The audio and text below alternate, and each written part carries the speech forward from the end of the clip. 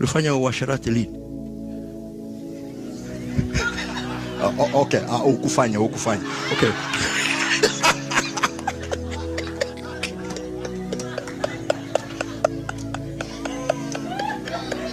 Okay, hukufanya. Tuende kwa mfano.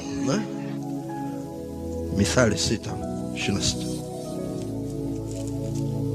Mithali 6:26 nasema, maana kwa malaya mtu hutiwa katika hali ya kuhitaji kipande cha mkate, na kahaba humwinda mtu anase nafsi yake iliyo ya thamani. Sasa kibibilia, kahaba ni mtu yote ambaye anafanya masuala ya tendo la ndoa nje ya ndoa, weza ni mmoja au 10.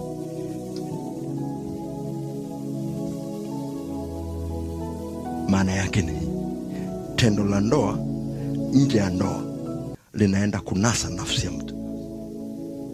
Tunaenda sawa? Sisi tu kwamba linakuvuruga safari yako kwenda mbinguni, lakini linanasa nafsi.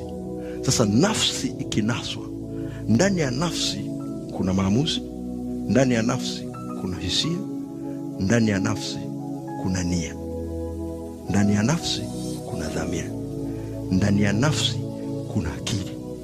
Biblia inasema azinie na mwanamke hana akili.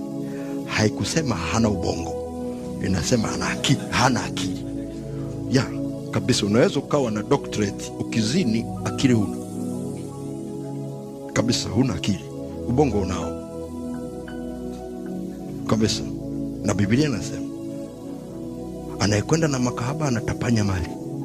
Because there is no way ukawa unafanya uasherati na ukafikiri utasefu. Hakuna, hamna hicho kitu, akipo. Ile power ya kumaintain pesa yako ina disappear. Biblia inasema nafsi inaponasa. Unajua maana ya kunasa?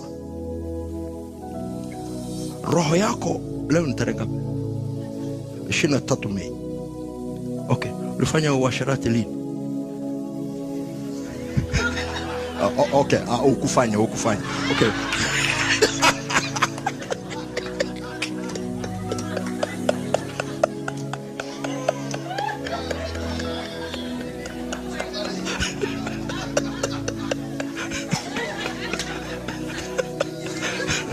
Okay, hukufanya.